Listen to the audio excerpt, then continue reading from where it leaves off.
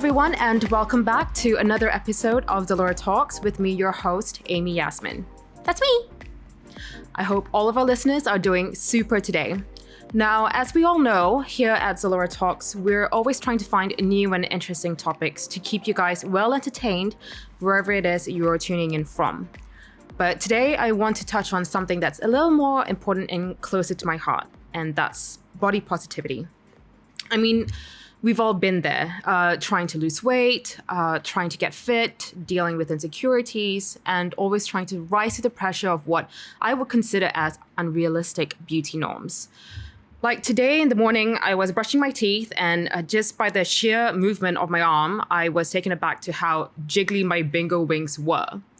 Then everything just went spiraling downwards, which led me to working out for an hour, trying to reconcile with my current perception on myself. I'm sure I'm not the only one here who's dealt with all these sort of issues, so I guess we can call it kismet now that we've got two really inspiring individuals, Nalisa Amin and Sonya Danita Charles, who each champion body positivity here in Malaysia and beyond. Sonya, who's embraced vitiligo since the age of 8, broke beauty stereotypes here in Malaysia when she first walked for KL Fashion Week a few years ago. And likewise with Nalisa, who had made the name for herself as a successful plus size, though I really hate the term plus size because, at the end of the day, who are we to say what's plus or minus? Anyways, basically an icon, and she's had a string of endorsements along the way from Bobbi Brown to Gentle Monster. Welcome, guys. Thanks for coming online. Hello. Thank you for having us. Thanks for coming on. First things first, and I know you guys have probably heard this question like to death, but for the benefit of others out there who don't know your stories, how and when did you finally stop and say to yourself, I'm gonna do me? Like when's like the breakthrough? I think like I was in my mid-20s.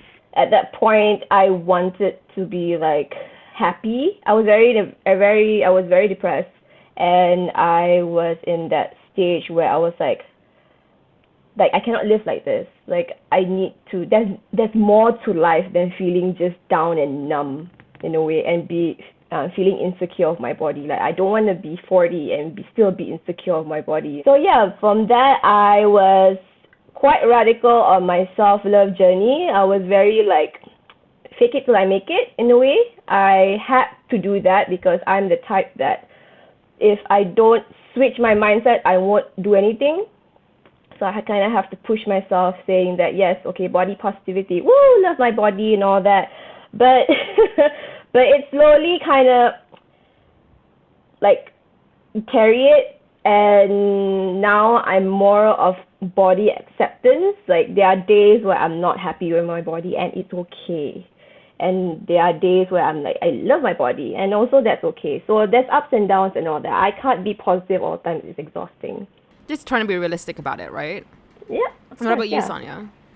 For me, I would also say it was actually when I turned 17, so that was the point of time where I actually stopped taking all these medications for my skin, and I told my parents, I'm going to learn how to embrace it and, just let it have its mind of its own. If it wishes to heal, it'll heal. If it doesn't, it's fine. And also I just realized that I needed to accept myself the way I am, and also to learn to be okay with it, So I kind of used that as my opportunity to reinvent myself. So I went abroad and I used that as an opportunity as well to kind of start afresh and unlearn everything else that was imposed on me in Malaysia. And from then on, even when I came back to Malaysia, it was a little bit difficult at first because due to, culture and societal expectations and, the opinions of others. But it was more of me just putting my foot down and saying, hey, you know what? I'm just going to be myself, even if I'm going to walk out of the house in short pants and a tank top. And if you wish to stare at me, that's your problem, It's your eyes that's hurting, not mine, Yeah. So I guess it just came to a point where I told myself I'm tired of living my life for everybody else and, tired of putting my dreams and my goals on hold just for the sake of other people. And I decided, if it's now or never, you kind of have to take things into your own hand and I guess write your own destiny in some ways or another. one thing that I kind of want to highlight is that, it kind of seems like an innate thing to always just love yourself. And, everyone's saying that, right? It's like, oh, love yourself, love yourself. I'm like, okay. But, truth be told, it isn't the easiest thing to do. Was there like a pivotal experience that, gave you guys an epiphany or something like that? So like in my mid-20s, I was very, very depressed. I was envious of other people for dressing how they want to dress. And I'm into fashion. I love fashion. I love clothes. And looking at my body, I restrict wearing the clothes that I want to wear. And I look at other girls and they're like wearing tank tops or wearing whatever clothes they want to wear and like living carefree. And I'm like, I want to be them. So yeah, I just switch my brain and be like, let's go. And I follow, then I straight away like follow all these body positivity public figures and influencers and all that. And I kind of cleanse my timeline in a way. I unfollow people that I feel envious of. I don't want to compare myself. So I follow them. I learn how to emulate their confidence and all that. And at the same time, I don't know what, it's a coincidence that I found a group of friends that were all plus size. Majority of them are plus size. That were confident and everything. And I'm like, they are bigger than me. Like I'm smaller. Why am I feeling this way? So and then we kind of get along. They tell me their stuff, how they overcome their insecurities and everything, and I was like, let's go. For me, it's very much the same as well. It was, I guess it wasn't one particular moment, but rather a lot of different events and days and months that just led up to it, So even things like walking at KL Fashion Week, that was one of the biggest opportunities of my life. And, to be able to do that, I just told myself, okay, you know what? Weren't you guys in the same show? We were. That's where we first met, actually. Yeah, so we actually did that show together, and we spoke about it as well, about how liberating it was and how freeing it felt. And I guess from then on, the more you start to do things that are outside of your comfort zone, and things that actually that are fearful for you, you'll start to realize, this actually feels really good, to push that limit, to push that boundary, and to really understand yourself and realize that you're actually so much more capable than you realize. You're capable of doing so much, and you're capable of achieving so much as well, regardless of what people tell you or what people say about you. So it's just a matter of always having that belief, and also realizing that it's okay even if we have our bad days, but at the end of the day we still make an effort to pick ourselves back up, and we keep striving, we keep pushing, we keep growing. And so, I think that's also something quite inspiring to take note of, because you guys are so open about yourselves with the general public, and it takes a lot of guts. For me, I feel like a lot of people look at vulnerability as a weakness, but I choose to see vulnerability as a really big strength, because it takes a lot of guts and courage to be able to be vulnerable in front of people. It takes a lot of courage to be able to tell people, I'm not having a great mental health day. Please bear with me, but understand that I will pick myself up, and I will get out of it. And I feel like in general, people just always see that as a weakness, and they choose to associate that with weakness because they see you being vulnerable as, someone who is pathetic, or, seeking attention, or, just, a myriad of things. But for me, I always see it as, this is what humans are. Humans feel a billion different emotions on a daily basis, and we're meant to feel all of that. We're meant to be vulnerable. We're meant to allow ourselves to be vulnerable, because the moment you stop doing that, then you're basically no different than a robot or a materialistic item that's not alive, that has no soul, that has no heart. Yeah. Snaps for Sonya. Yes, girl. Yes, girl. One of the things that I picked out from, well, actually it was you, Nalisa, as well.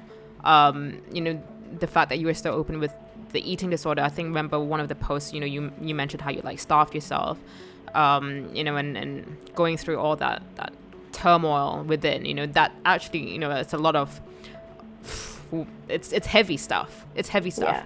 And on top of that, to be able to share that experience with everyone else in, the general public eye, that's taking it one step further. Likewise for you, Sonya, so I really applaud that level of vulnerability. But At the same time, how do you overcome such things? How do you kind of, I know there's from the inside, you hope to share the experience in order to kind of bring everyone else up to the top with you, but it's that level of overcoming the fear. How do you do that? Ooh. I think, like, for example, like what you mentioned about my eating disorder thing, I was very, very secretive on my eating disorder. I didn't want people to know. Only close friends, close people that I'm friends with and my family, they know that I have eating disorder. But it was very, very, it's something part of me that I don't want to share at that time. But I don't know why I felt like I need to share it, because our culture, in a way, as much as we love eating, a lot of people are affected by diet culture. No matter how many times, no matter how much we say, like, we love to eat, we love everything, but we are affected by diet culture and everything, including myself, including a lot of my friends as well, like intermittent fasting and all that and everything. I mean, there are benefits of it, but a lot of people tend to take it one step further when it's not needed. And I feel like I just needed to share it, that people always assume that, oh, I'm fat because I eat a lot. No, I'm fat because my diet sucks. My diet sucks. Me starving myself when I was a kid and me binge eating myself back then as well contributed to my weight gain. I fluctuate weight a lot back then. Like, I was skinny and then I gained weight, I was skinny again, I would gain weight, and that kind of screw up my metabolism. And it's hard for me to lose weight now. No matter how much I work out now, I can't really lose as much weight as I did before. So I think that me opening up, like, hey, I'm not fat because I eat a lot. I'm fat because I have eating disorder. I had eating disorder. I'm recovering now. Unconsciously, I starve myself. And I do sometimes have to remind myself, no, I have to eat.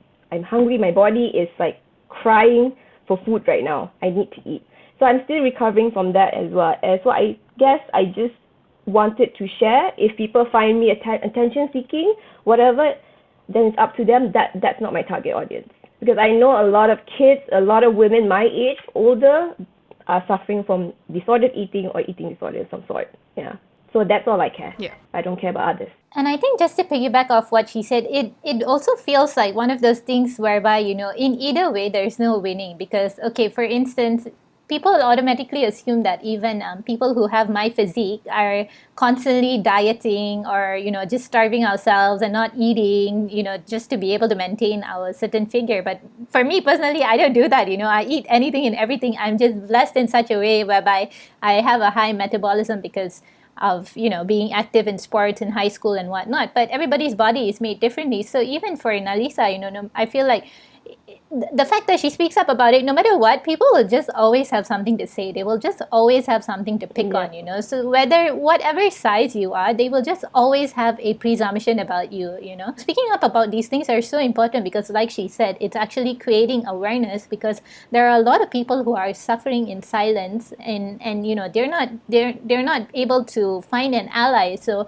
it's good to be able to be that ally and to actually make people realize that, this is an issue. Why are we not talking about it? Why are we not encouraging conversations? Why are we not teaching our kids and whatnot? Yeah, I think presumptions is like the key word here, because for you, Sonya, for example, there have been people coming up to you or just advising other people not to go near you because people think that vitiligo is infectious. Contagious. It's not. It's like Correct. Contagious. Sorry, infectious. Sorry, England not working today. Yeah.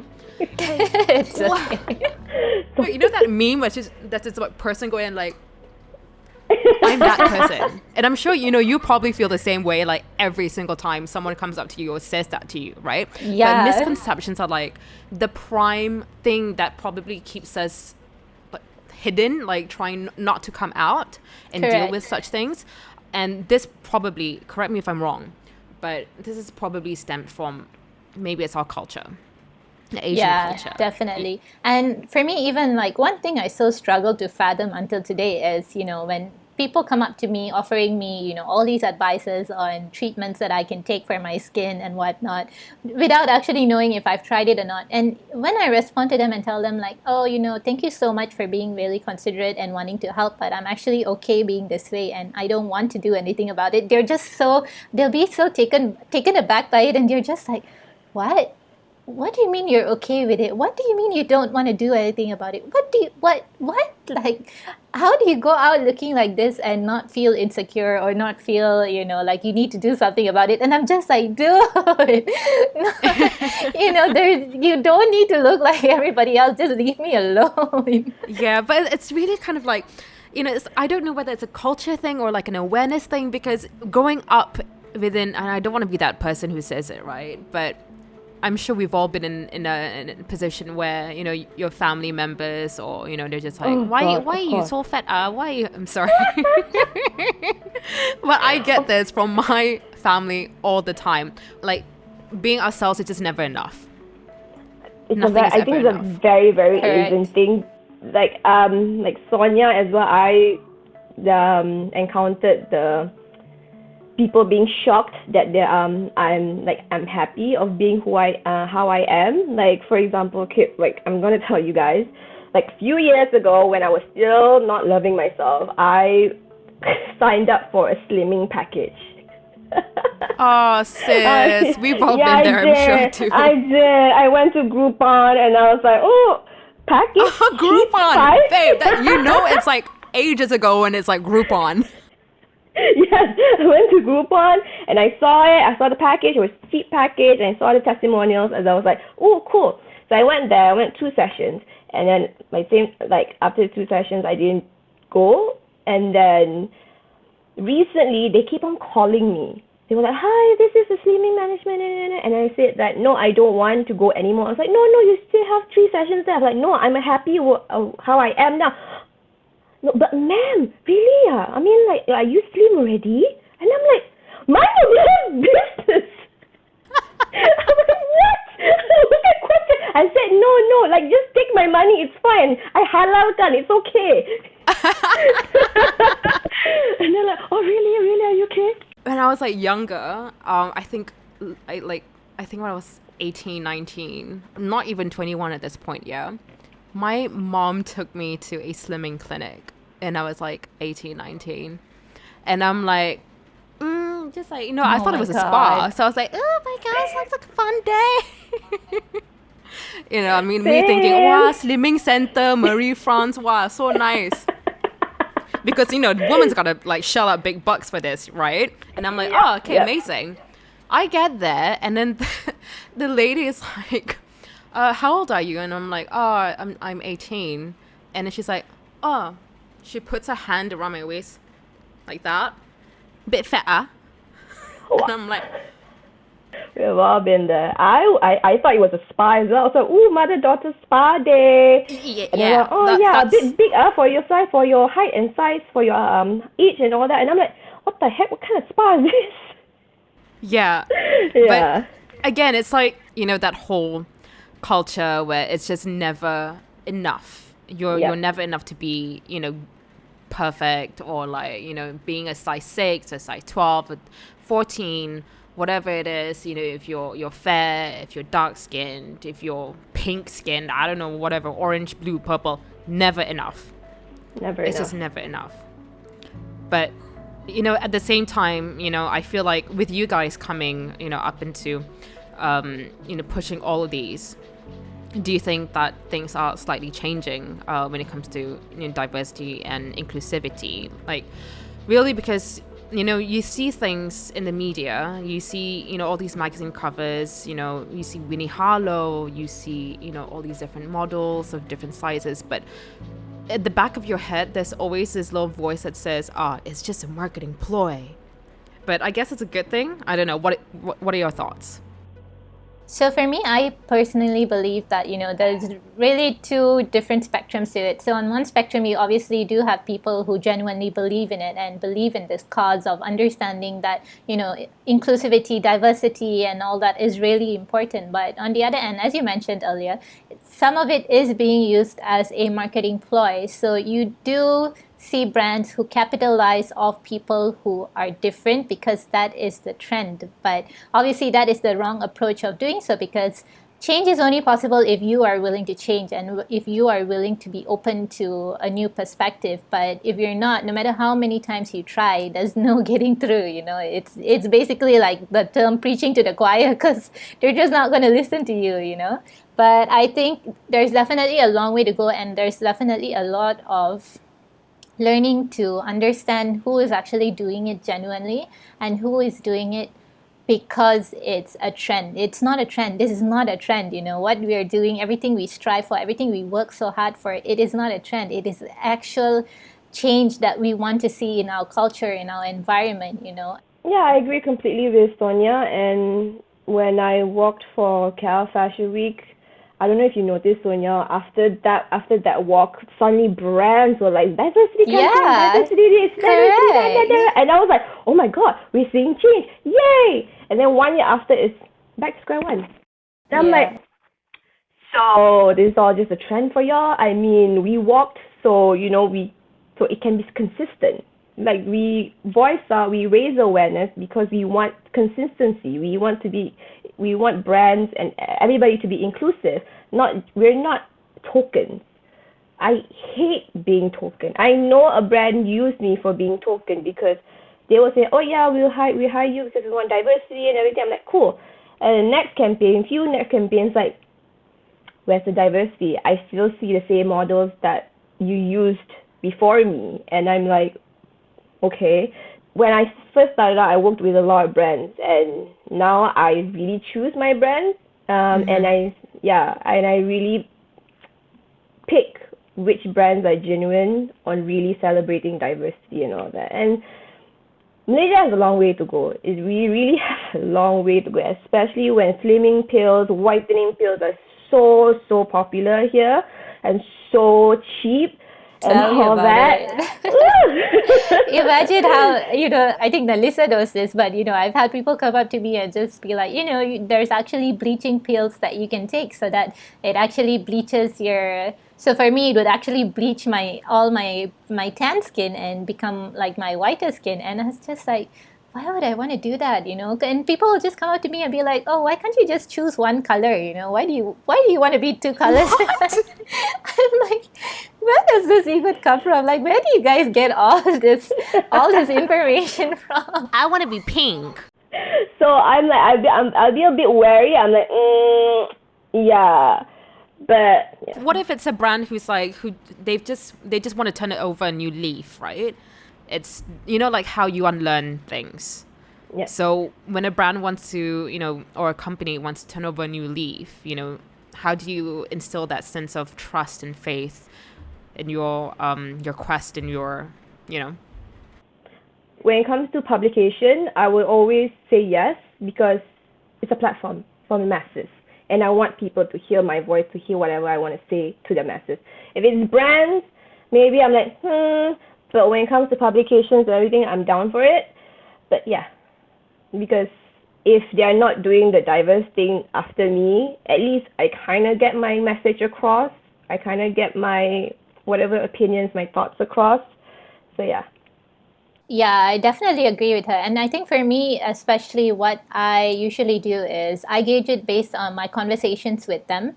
So, the way they converse with me, the ideas that they have. And actually, I mean, it might sound really far-fetched and like supernatural and whatnot, but I always believe in trusting your instincts because one way or another, your instincts will tell you if something is off about, a certain someone or, whoever's approaching you for that matter, you will be able to tell if this person is actually doing it because that is something they genuinely practice in their life and something they genuinely want to speak about, or they're just doing it as a form of marketing. And I feel like with a lot of brands, or just for anyone in general who wish to work with brands and whatnot, you should always take a look at the people who are running it, the people behind it. If you know these people in real life, think about whether these people are actually practicing what they're preaching. You know, are they kind to others? Are they compassionate? Or, you know, are they actually practicing everything in their own life as well? You know, because you will be able to gauge if that is something that they're doing just for the sake of views and getting attention, or they're doing it because they genuinely want to pave that way for change. I think the whole idea of unlearning is still a very new thing here, especially within this region. You know, we have so much that we have to unpack, insensitivity towards, you know, sizes and colors and everything else. We are a multiracial community. We are a multiracial region, you know, and at the end of the day, you know, as you said, Sonya, we're all just human beings. Correct.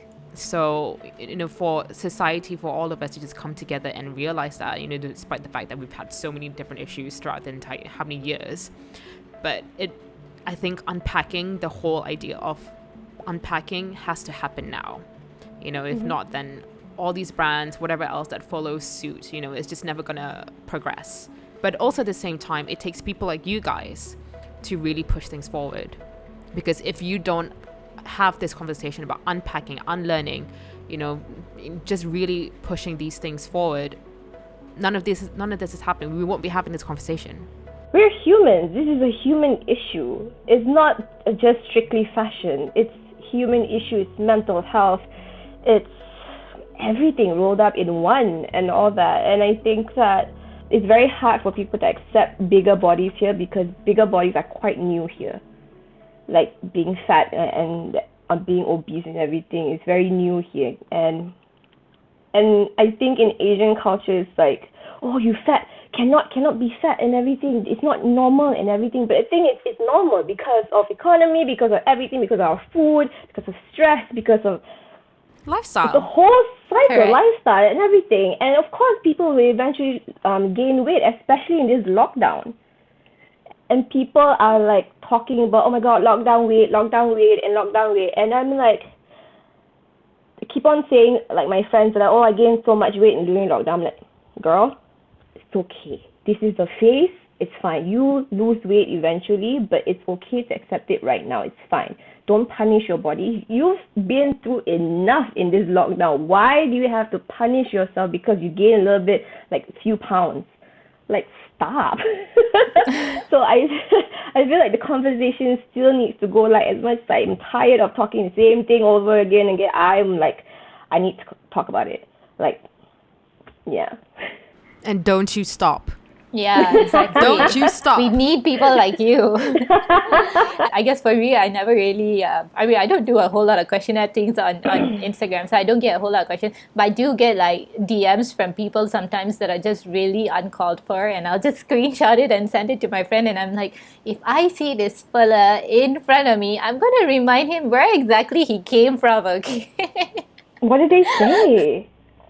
Just like really, you know, I don't know what the thing is about social media whereby, you know, people, if they message you and then if you don't reply them, they seem to think that you're a unkind person, or, you know, it feels like you owe them that reply, you know.